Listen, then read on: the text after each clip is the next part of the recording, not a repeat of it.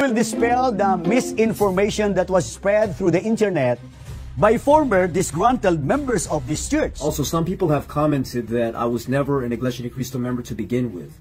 Well, here's proof from Brother Bob. Such as LJ Carang, who used to be, by the way, a member of the Iglesia Ni Cristo right here in California. You know, Brother Michael, probably they have developed a temporary amnesia. Yes, They have forgotten how we greatly recognize, we greatly recognize, Brother Michael, Brother Bob, all the attributes of the Lord Jesus Christ. I was shocked that Brother Joe would use profanity on their show. Okay, apektado talaga sa testimony ni LG Karaang ang INC dahil yung mga itinuturing nilang bigating ministro, sinasagot talaga siya at pinabulaan yung nauna niyang pahayag kaugnay sa Iglesia ni Cristo kay Felix Manalo.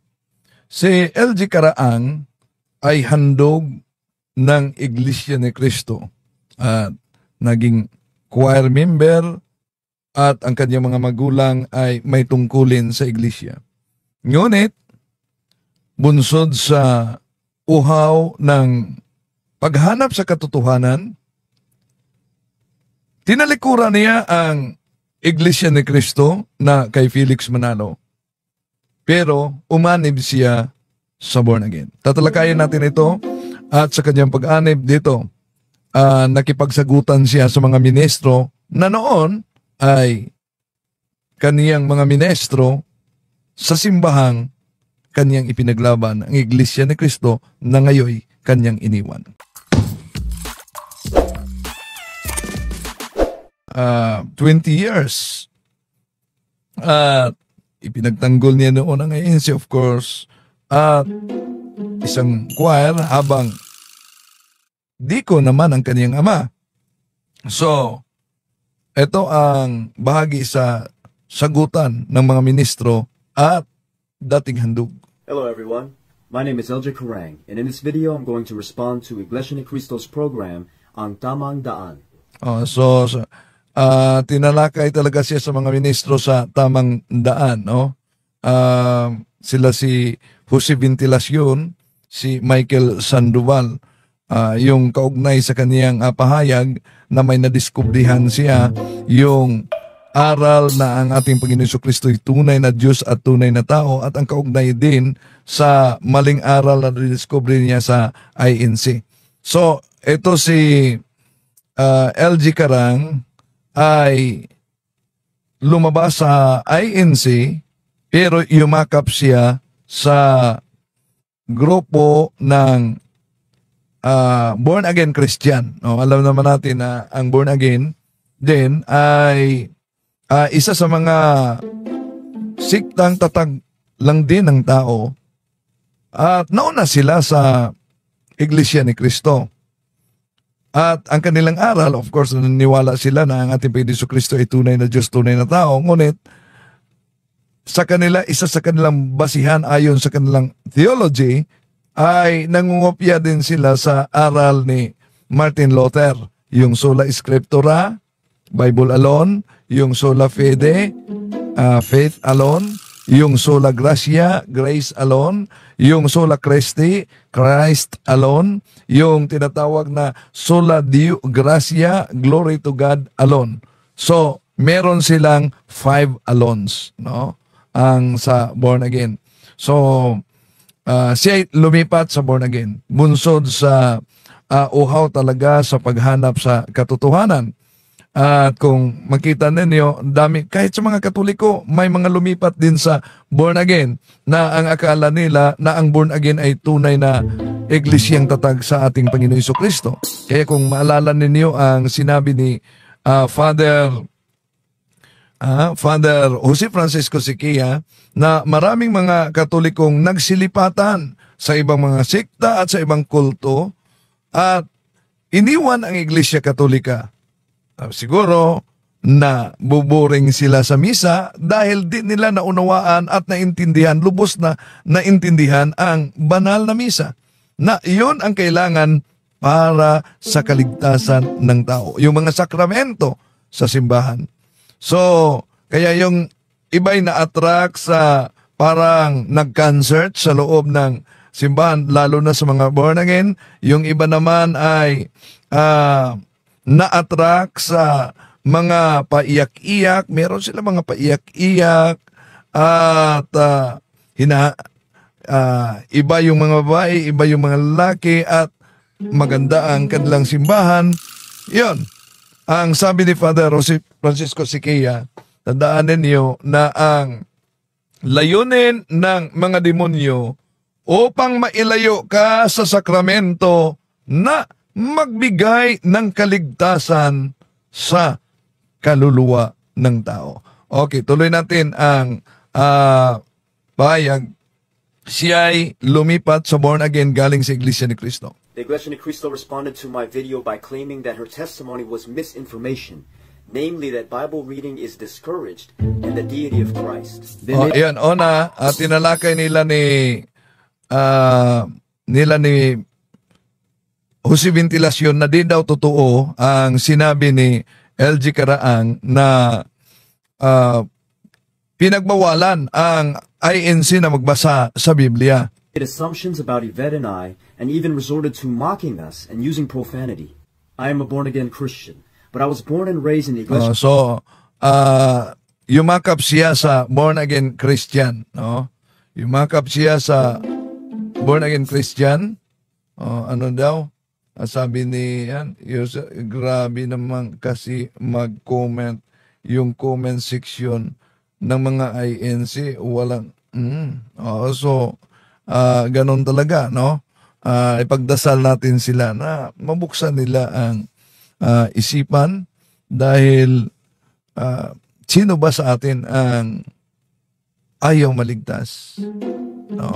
Pero alam niyo naman na dahil sa mga taktika ng mga ministro na kahit mga aklat katoliko mabasa lang ang Church of Christ, abay inaagaw at inaangkin na sila daw umano ang pinatunayan ng pare na dapat aniban upang maligtas ang tao. So, ganon.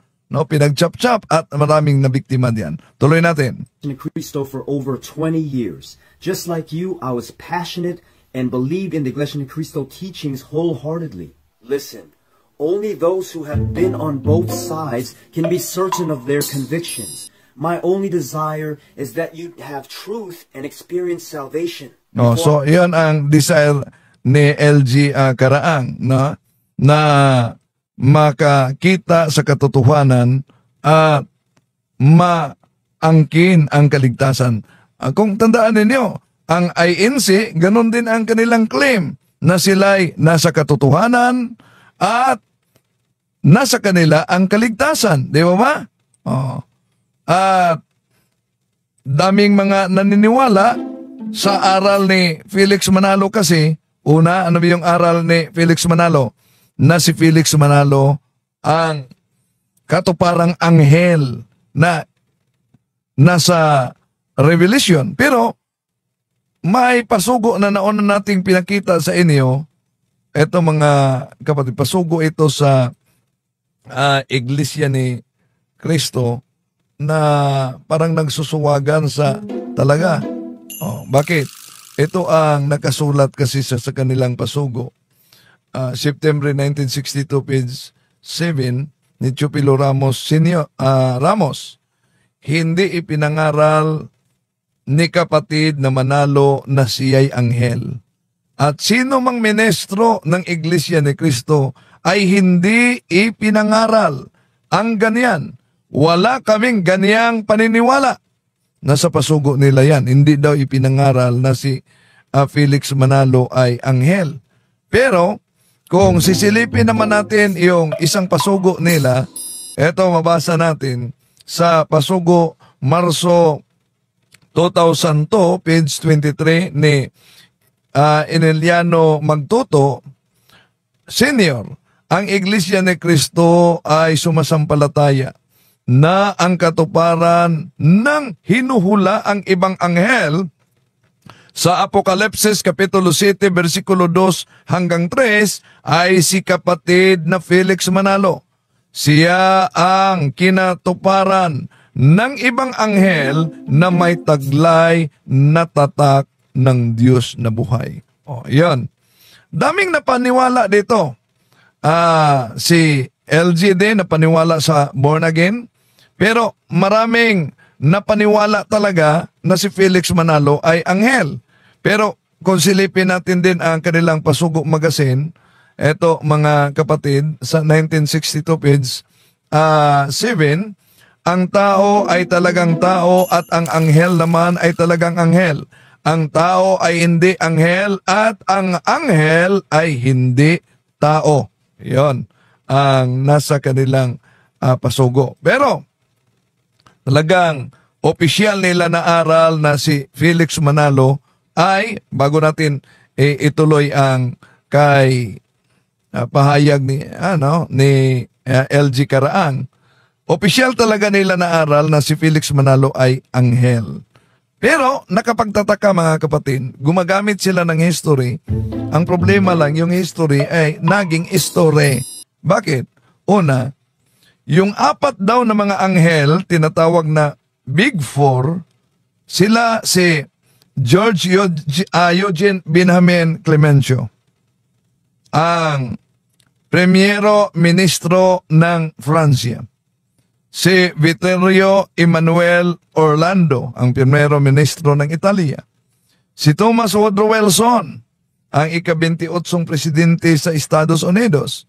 At si David Lloyd George, mga kapatid, at mabasa yan sa kanilang aklat mismo na eto mga kapatid, ang mabasa natin sa ang sulo sa ikatitiyak na Iglesia Apostolika Katolika Romana. Alam niyo, misleading ito. Ang sulo sa ikatitiyak na Iglesia Apostolika Katolika Romana. Pero ang binanatan dito ay ang Iglesia, dahil si Felix Manalo may author nito, ang binanatan ang Iglesia Katolika. No? So, ganyan talaga. Ang title, ang sulo sa ikatitiyak na Iglesia Apostolika Katolika Romana. Sa pahina 84-85.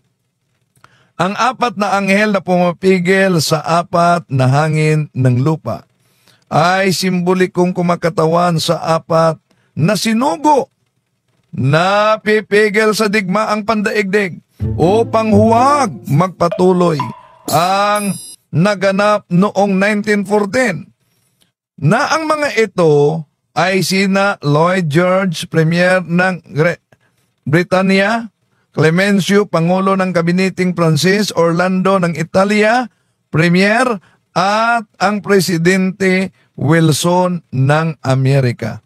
Yan. Yan talaga ang claim. Pero tama ba ang claim? Daming nadala nito mga kapatid. Tama ba ang claim? Una, sisilipin muna natin.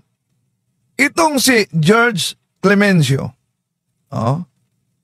ano ba ang kanyang relihiyon? Dahil sabi na kasamang anghel. Kung tingnan ninyo, kahit pa sa i-search ninyo sa online, abay, siya ay atheist. So, malinaw na siya ay atheist mga kapatid. Ibig sabihin, itong kasamang anghel ni Felix Manalo ay atheist pala. Ngayon, kung siya ay atheist, ito namang si David Lloyd George, ano ba ang religion niya? Tingnan ninyo, i-search ninyo, anong religion niya mga kapatid. Yan, makita ninyo na si David Lloyd George, a member of the Big Four at the Paris Peace Conference, was a member of the Church of the Disciples of Christ. So, ibig sabihin, Mormons. Yeah. Now, ngayon, so nakita niyo may atheist, may protestante, Sino pa? Yung US President Woodrow Wilson. Ano ang kanyang religion na sinabi ni Felix Manalo na kasama niyang anghel? So makita niyo, Presbyterian Church. Ngayon, tingnan natin. Ito pang isa. Presbyterian Church. Now, kung yun ay mga anghel na kasama ni Felix Manalo, mga kapatid, lilitaw na may mga anghel pala na iba't ibang pananampalataya. May anghel na atheist, may anghel na atheist, di naniniwala ng Diyos. May anghel, dahil si Felix Manalo ay anghel din, may anghel na di naniniwala na si Kristo ay Diyos, habang itong ibang mga kasamang anghel na sinabi nilang anghel, naniniwala na si Kristo ay Diyos. Kaya, very illogical talaga, mga kapatid. Very illogical. Bakit very illogical? Meron bang mga anghel na iba't ibang pananampalataya at may anghel na din naniwala? Kung di naniwala ng Diyos, anong tawag niya? Pwede yung maaring magiging fallen angel na. Di ba? Ngayon, anong ibig sabihin sa aral nila na si Felix Manalo daw? Dahil mabasa niyo na iyong anghel ay sumigaw. Sinigawan yung mga kasamang anghel. Alam niyo kung ano ang ibig sabihin kung tingnan natin ang naturang aklat sa ang sulo sa ikatitiyak sa Iglesia Apostolika Katolika Romana ni Felix Manalo. Sa pahina 108, noong 1914, nang sumigaw ng malakas na tinig sa apat na anghel. So, imagine, 1914, yun daw ang pagsigaw sa malakas na tinig. At ang tanong, ano ang kahulugan sa sigaw ni Manalo para sa apat na mga anghel? Alam niyo ba, kung tingnan natin ang pahina 102, ito ang mabasa natin. Na siyang itinalaga ng Diyos sa pangangaral ng tunay na ebanghelyo ni Kristo. Ano daw ang sigaw? Ang sigaw daw ay nangangahulugan na pangangaral ng ebanghelyo ni Kristo. So, ibig sabihin, pinaniniwala ni Felix Manalo na nangaral siya ng ebanghelyo sa apat na mga kasama daw niyang mga anghel na yon ay mga ministro de guerra na makita natin na may tinatawag na protestante, merong atheist, iba't ibang pananampalataya. Nangaral siya. Ngayon, kung nangaral siya, di po ba gamitin natin ang logic? Tanong, paano nangaral si Felix Manalo sa apat na iba't ibang lahi at mga pangulo na iba-iba ang kanilang wika? At ayon sa Pasugo Magazine na lumabas issue noong 1983, page 10, ito ang ating mabasa. Natupad din ito kay kapatid na Felix Manalo. Siya ay walang katangian ayon sa laman. Hindi siya nag-aaral sa paaralan ng tao. Nakasulat sa kanilang Pasugo Magazine. Si Felix Manalo daw ay hindi nag-aaral sa paaralan ng tao. Sige, palagay natin, hindi siya nag-aaral dahil may isang pasugo na nagsusuwagan kasi. Kung hindi nag-aaral si Felix Manalo sa paaralan ng tao, pagkatapos yung pagsigaw sa apat na mga kasamang mga anghel ay nangangahulugan, nangaral siya. Paano niya ipinangaral ang ebanghelyo nitong apat na mga anghel na kinikilala nila na iba't ibang wika? Alang naman, nag-sign language sila, di po ba? No. Pero, paano ko nasabi nagsusuwagan? Dahil, kung sisilipin din natin ang Pasugo, Hulyo 27, 1964, sa pahina 182, sa 50 anibersaryo nila, ito ang mabasa natin.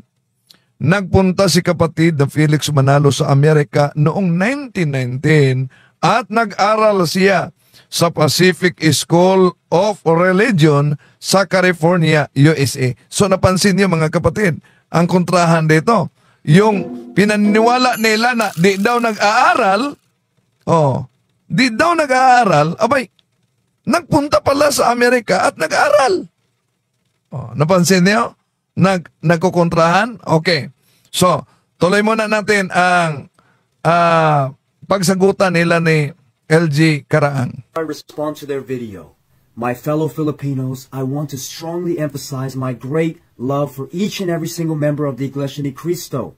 Because I love you, I have to tell you the truth, even if it means being hated by many of you. I wake up every single morning with hateful messages and hateful comments. But you are also who I am doing this for. You are a precious child of God whom Christ also died for. We both believe in God, both devoted. Napansin nyo ba yung mga nagpakilala na kaanib ng ANC kung mag-comment sila? Di ba? Grabe talaga. So asa na ba ang pag-ibig na kung talagang sa Diyos? But maramdaman mo na ang galit at hatred. Tingnan niyo yung mga komento ng iba. Okay, tuloy natin. And we both love God. I am not your enemy. Our sole enemy is the devil and the spiritual forces of evil. It's not... at itong demonyo na spiritual na kalaban natin, tandaan natin, isa sa mga taktika niya sa ikalawang Korinto Kapitulo 11, versikulo 12 hanggang 15, ay ang paglabas sa iba't ibang mga sekta. Iba't ibang pananampalataya. No? Kaya nga, ang ating Panginoong Hesus ay nagbabala. Anong babala ng ating Panginoong Hesus sa San Mateo 24:24? Lilitaw talaga ang mga bulaang mga ngaral. At marami ang madaya nila. Hindi lang yan. Si San Pedro, sa ikalawang Pedro, Kapitulo 2. Dami talagang madadala sa mga bulaang mga ngaral, no? Okay. Ituloy natin mga kapatid ang kanyang pahayag. Against each other. There's one more point I'd like to make. I ask you to genuinely consider this question.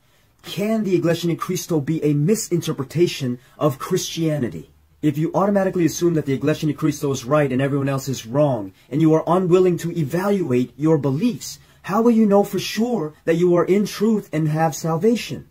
Eternity is on the line, whether we go to heaven or we go to hell.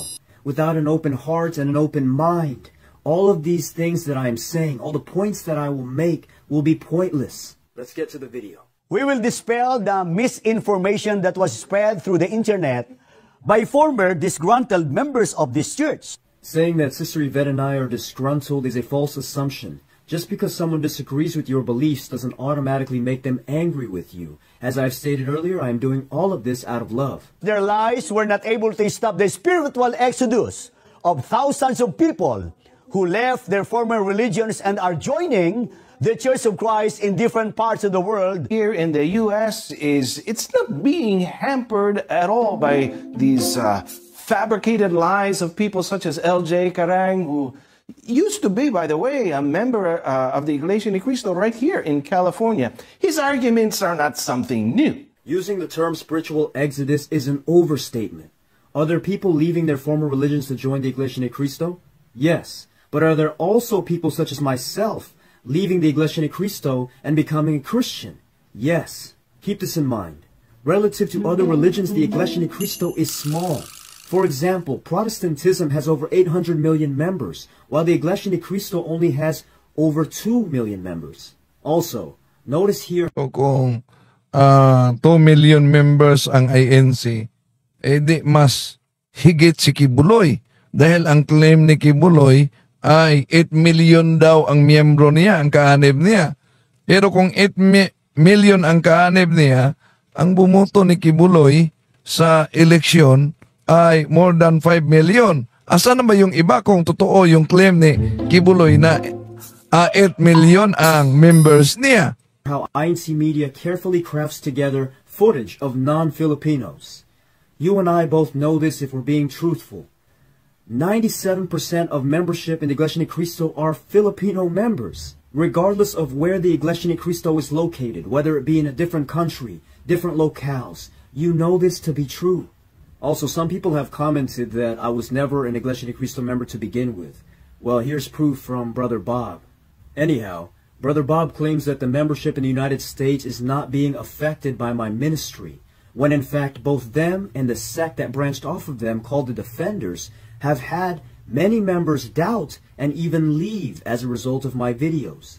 Reliable sources who are in the church but don't believe in the teachings tell Kaya nga sinagot na siya. So diyan makita natin na sandali sabi dito wala pang 1 million si Kibuloy. Pero mga bumoto ni Kibuloy mga more than 5 million. Ang claim niya ay mga 8 million daw ang kaanib niya. So kung 8 million ang kaanib niya, kung totoo ang sinabi niya, na merong maraming ilang milyon ang hindi bumuto sa kanya dahil more than 5 million lang ang nakuha niya sa last election, di ba? Okay, tuloy natin. That the offering count has significantly dropped. They tell me every other week that members are getting expelled. And even as we speak right now, the Iglesia ni Cristo is being investigated for kidnapping and murder. Brother Bob and many members like to say that all the arguments presented against the Iglesia ni Cristo are not new and have already been disproven. They quickly dismiss them without even genuinely examining with an open heart and open mind. Her claim that reading the Bible was not encouraged, and well, since when is it? And I've been a member of the church for 40 years, brothers. Since when did we discourage members of the Church of Christ from reading the Bible? In fact, many times during our Bible studies and doctrines, we even let the Bible students read the verses right there in their Bible if they like. During my Bible studies, I would let... So bago dyan, pinabulaan kasi nila ang pahayag na ang mga miyembro ng INC ay di pa bawal ang pagbasa ng Biblia. May sagot diyan si LG Karaang, pero bigyan mo natin ng sagot itong kay Merudu. Sabi niya, Brother Windel, matagal ko nang gustong malaman ang sagot kung bakit may mga priest na walang kakayahan magpaalis ng evil spirit sa bahay. Sabi niya, according to my experience, umalis lamang ito nang magdasal ako ng Holy Rosary for 6 days. 6 to 12 midnight. Then, naglagay ako ng holy water at salt around the house. Una, ang pagpaalis ng mga elemental spirits sa bahay, di yan basta-basta dahil territorial in nature sila. No, territorial in nature, ibig sabihin, mag-claim sila ng authority. Kaya kung pare na hindi exorcist, pwede siyang mag-deliverance. At sa deliverance, pwedeng ilang mga tinatawag na lower rank ang aalis, pero ang high rank hindi yan aalis. Kaya, napaka-importante na i-process lalo na yung mga nakatira mismo sa bahay. Importante talaga yan. Dahil kung ang mga nakatira sa bahay, kahit may isinagawang deliverance ng pare, ay may tinatago pang kasalanan, napakabango yan sa mga fallen angels. Yun ang dahilan. Mag-ingat lang din dahil yung iba kasi ay nagtatago lang, nagtatago lang. Pero patuloy ang prayer dahil ang formula ng spiritual warfare, more prayer, more power. Less prayer, less power. So, sandali may nabasa ko sabi niya, naniniwala pa rin kayo dito? Puro kasinungalingan lang naman tong si Wendell Talibong. Di, ang tanong, ba't niwala ka sa siktang inaniban mo? Na alam mo naman na tatag lang yan ng tao. So, wag mong takipan ang mga mata mo. Subukan mong mag-sorry. Subukan mong mag-sorry. Dahil minsan lang tayo dadaan sa mundong ito. Ang napakadelikado pag ang kaluluwa ng tao ay matangay sa maling aral dahil nanganganib talaga ang ating kaluluwa. No? So, kung natural na sa mga anti-Catholic, sasabihin nilang isang kasinungalingan ang katotohanan. Gano'n naman talaga yung mga fallen angels. No? Na ang katotohanan ay palitaw na kasinungalingan. Di ba? Sa INC, malinaw naman yung mga aklat Katoliko pinag-chap-chap. Yung pang ibang mga aklat Katoliko, lumagbas pa ang pahina. Wala naman sa original. Pagkatapos sila ang sabi, na pagsasagutin na natin, daming nagagalit. At may mga pamimersonal, pero di natin sila kalaban. Ipagdasal natin sila, mga kapatid. Dahil ang kagustuhan ng Diyos na tayo magiging isa sa tunay na iglesia na siya ang kailangan para sa kaligtasan ng bawat isa. Sa Juan 17, Sanctifica ies in veritate, sermutos veritatis. Tuloy natin sila si Ventilasyon. My Bible student read the verses on the screen because I'm using a PowerPoint presentation. And some of them would read it from their iPhone. Pay attention closely. Only reading the Bible verses that the Iglesia Ni Cristo reads is not the same as reading the Bible on your own and reading beyond what is presented to you. Specifically, I am referring to the context. What the Iglesia Ni Cristo does is take several Bible verses. May nabasa ako sa comment section ni Hawhaw. At ni Hawhaw. Bro Win, nagsuri na ako. Si Felix Manalo talaga ang nagtatag sa INC ayon sa nasa Securities and Exchange Commission. Ang naglagda si Felix Manalo, nakasulat yan. Cuelos fundadores de esta asociación son Felix Manalo. That the founders, marami sila. No, that the founders, sandali hanapin natin. Parang may kopya ako dito sa asan ba yun? Sa kay Felix Manalo. Asan ba yung kopya ko? Ito. Talaga. Ito ang SEC registration. Atin na ang SEC registration. Pagkita natin, SEC registration English na ito. Ito ang mabasa mga kapatid.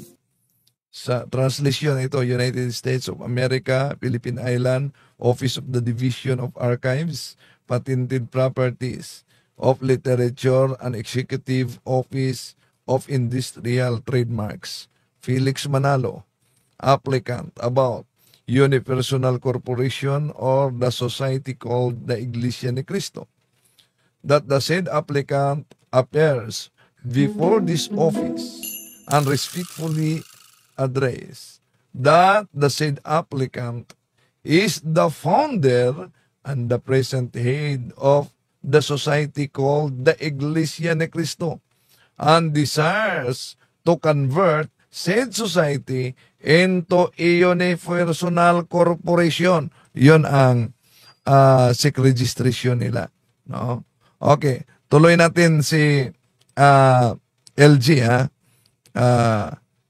verses and certain Bible translations. Ito ang kaniyang sagot sa sinabi nila ni Jose Ventilasyon na hindi daw totoo na pinagbawalan ang mga kaanib sa INC na magbasa ng Biblia. To support their position. Many of these verses are taken out of their proper context. They are cherry-picked and carefully crafted together to prove their... So totoo talaga, no? Na ang daming mga talata na kinuha ng mga ministro pagkatapos out of context talaga. Ano yun na talata na out of context talaga? Una, yung Isaiah 46:11 na gusto namang talagang ini-squat ni Felix Manalo dahil yung ibong mandarakit daw dyan galing sa silangan, walang iba daw ay si Felix Manalo. Pero itong The Voice Bible, ito mabasa natin sa Isaiah 46:11, I am the one who called Cyrus, the bird of prey from the east. So malinaw, pinangalanan dito na ang ibong mandaragit ay si Cyrus. Pero sa doktrina ng INC, si Felix Manalo daw. Kahit na sa Amplified Bible, ito mabasa natin. Calling the bird of prey from the east. From the country, the man Cyrus of my purpose. So, yun. Si Cyrus talaga. Sa ibang salin, mga kapatid. Pero, sa INC, si Felix Manalo daw yan. Point. The importance of context cannot be understated. If we were to just read Mark chapter 16 verse 9, we would think that God was commanding us to hold snakes and to drink poison. But if we read the context in verse 17 and verse 18, the point he is trying to make is to preach the gospel no matter what happens. Does the Iglesia ni Cristo encourage people to read the Bible? Yes, but only the Bible verses that they read. I was one of the rare members of the Iglesia. So, nag-encourage ang INC sa pagbasa ng mga talata. Pero yung mga talata na ibinigay nila, Cristo who would bring a Bible and a notebook to every worship service and every Bible study. You see, I was doing all of that for years, and I believed in the Iglesia ni Cristo wholeheartedly. But you see, it wasn't until I began to read the context of the verses being read, when I began to read on my own, that I noticed inconsistencies with the Bible and their interpretation. If Bible reading were truly encouraged in the Iglesia ni Cristo, why was I stopped by Brother June Eco during a Bible study? Iyon. Sabi dito sa nag-comment na inangkin lang pala. So kaya di lang ang INC ang magaling mag-angkin, kundi iba pang mga siktang lumitaw at tatag lamang ng tao, mga kapatid. Magaling talaga. Wala namang sariling Biblia, pero kung pansinin ninyo, grabe mag-angkin. Kung maalala ninyo, pati na ang Aklat Katoliko, tinag-chop-chop nila, pinagputol-putol nila, pagbabasa lang na may Church of Christ, diyan sa Aklat Katoliko, halimbawa, yung aklat na ang pamagat ay Fundamentals of Catholic Dogma, na Katolikong aklat. Ito ang mabasa kasi. In regard of Matthew chapter 16 verse 18, St. Cyprian speaks of the building of the church by Christ and designate the church of Christ. Yan. Dahil mabasa sa Aklat Katoliko, ang kanilang ginagamit niyan sa pandoktrina, sasabihin na, tingnan niyo, di po ba mismo ang otoridad Katoliko ay nagpapatunay na ang iglesyang itinatag ng ating Panginoon Kristo ay Church of Christ. Pero ang tanong, dahil lang ba nabasa nila ang salitang Church of Christ sa Catholic na aklat, ibig ba sabihin yung Church of Christ na itinatag ni Felix Manalo ang pinatunayan yan? Kaya mag-ingat, may karugtong kasi yan. No? Anong sabi? To describe this true Church of Christ, which is the Holy Catholic Apostolic Roman Church, there is no name more noble, none more excellent, none more divine than the expression, the mystical body of Jesus Christ. See? Okay. Tuloy natin si LG. Stop following along with him. Why was I stopped by my choir leader to stop bringing a Bible in the choir loft during the worship services? How come no one in the worship services and Bible studies brings a Bible with them? How come the church teaches that you will be confused if you read the Bible on your own? And how come many of the members have never even opened a Bible in their entire lifetime? In the majority of Christian churches, you are provided a Bible in every single seat. You are openly encouraged to read the Bible on your own.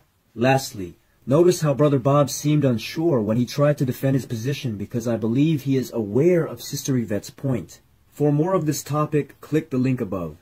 What's pretty humorous was that last thing Yvette mentioned. For me, it made no sense. You heard that nonsense? Why live in double life? Namely, a righteous one and a worldly one. The tendency then was to live double lives, where we appeared to be righteous in church, but worldly and proud outside of it. This person is clearly not thinking straight. Sister Yvette wasn't necessarily referring to herself as Brother Michael believes. She was referring to the Iglesia Ni Cristo members. Listen to Brother Michael's words here. This is not from a posture of love. When you have good reasons for what you believe in, instead of anger, you will feel compassion. Saying Yvette was not thinking straight is just wrong. Mocking and quarreling only make people mad and only drive them away. We can't see the true contents of someone's heart. But Jesus said that we can distinguish true followers of His by their fruits. The Bible also says that you will know them by their love. We all make mistakes, whether we are Christian or Iglesia Ni Cristo members. But what I can say for sure is that Brother Michael was not displaying love by mocking Sister Yvette. It is not necessary for me to share the double life displayed by the members of the Iglesia Ni Cristo that Yvette is referring to. All I want to do is ask you personally, is your lifestyle on worship service days this consistent and the same as it is on every other day? One doesn't have to look too hard to see the hate consistently displayed by the members of the Iglesia Ni Cristo. I mean, all you have to do is go to my videos and look at the comment section. Let's move forward. When my life went downhill, it made me re-examine if it was because I was unable to fulfill my duties as a member, one of which was to convert at least one person a year. Thus, I decided to invite my friend, who was a Christian, to my church. I thought if I could convert him, then God would bless me again. It took a while before he agreed, but he proposed a deal. He would attend my church if I attended his. I agreed to his proposal out of my desperation. He went to our worship service, but instead of being enlightened, he asked me a lot of questions that I couldn't answer. Then came my turn to join him in his church at CCF St. Francis. Yvette made, in fact, two mistakes. She did that by entertaining false doctrines. And the second mistake that she made is that, well, she didn't even bother conducting her necessary and due diligence. She should have consulted a minister inside the church she belonged to. Because they were given the right and the authority to preach the words of God and to clarify the questions that she encountered. Number one, acknowledging and examining different perspectives is extremely important. The Bible says to test the spirits, because there are many false prophets out there. In Brother Bob's second point, he makes an assumption that Sister Yvette did not conduct her due diligence and that she did not consult a minister. Yan, pag marinig ninyo ang Christian, yun ang term na ginagamit ng mga born again para sa kanila. At para sa mga born again, ang Catholic di Christian. Pero sa mga, isa din sa tanong sa mga balik Islam dahil naghahanap sila ng litra por litra. Ang Katoliko ba'y Kristiyano? Mabasa ba yan sa Biblia na ang Katoliko'y Kristiyano? Alam nyo, kung tignan ninyo itong paraphrased on the New Testament, na dahil naghanap sila ng litra por litra, kahit pa Iglesia ni Cristo, alam nyo, mabasa dito na ang Katoliko ay Kristiyanong simbahan. Asan yan mabasa? Nasa Roma Kapitulo 11, versikulo 12. Ito po ang mabasa natin, mga kapatid. If the Gentiles have been so great gainers by occasion of sin, and full of the Jews, how much more when they shall become Christians? will they add to the glory and greatness of the Catholic Christian Church. Oh, so, ito di ba, protestante ito, na salin, di ito katoliko, at pwede ninyong hanapin yan sa online para sa mga naghahanap na litra por litra mabasa, mga kapatid. No? So, okay, tuloy natin ang pahayag ni LG. Minister in the Iglesia ni Cristo, with eternity on the line, it is almost certain that she conducted her due diligence. And also, we are trained as members of the Iglesia ni Cristo to go to the ministers when we have questions. So I'm sure that she did just that. I cannot speak for Sister Yvette, but I can speak for myself. A lot of people in the comments sections assumed that I did not consult ministers in the Iglesia ni Cristo with the questions that I had. But the fact is, I did. I consulted 4 ministers, and each and every single time their answers were not satisfactory. Their answers were not sufficient enough. Instead of a discussion, it was more like a Bible indoctrination lesson. They would just recite multiple verses like they were taught by the administration and would make way too many points at once. He proceeds to verse 28 and reasons that God has placed teachers in the church. And I can prove that as well. And let's turn to 1 Corinthians 12, 27 and 28. And here's what the Bible says about that. Now, you are the body of Christ and members individually. Ironically, verse 27 is saying that we are the church. We as individuals are the church. I discussed this topic in a different video, and the link will also be above. There are members whom God appointed to teach the church. Brother Joe, what do we have in the Church of Christ to make His message fully known? We have an administration that God placed in the church. I have become its servant according to God's administration that was given to me for you, to make God's message fully known. And so, according to the Bible, God placed an administration in the church today in the person of Brother Eduardo V. Manalo that would make the message of God fully known. That is why we always go to the administration of the church for guidance on spiritual matters. Recall earlier when I said that they like to take verses out of context and use certain Bible translations to support their argument. This right here is a textbook example. Ngayon, bawat doktrina nila may katumbas na salin ng Biblia, no? Para pagsuporta sa kanilang argumento na out of context naman. Hello mga kapatid, follow and subscribe, Mr. Curious Catholic. Marami tayong matutunan, mapupuno po yung ating isipan sa mga katotohanan. Dahil ang katotohanan na magbigay sa atin ng tunay na kalayaan. God bless. Hello mga kapatid, inanyayahan namin kayo, huwag niyo kalimutan mag-subscribe sa kay Bro Dance Oberio, Mr. Curious Catholic. Marami kayong matutunan sa pamamagitan ng pagsubaybay niyan sa pagsagot sa pananampalataya na inaatake ng ating mga kapatid sa iba. Yung pananampalataya, and they are not only attacking the teachings of the Catholic Church, but proselytizing the good numbers of the Catholic.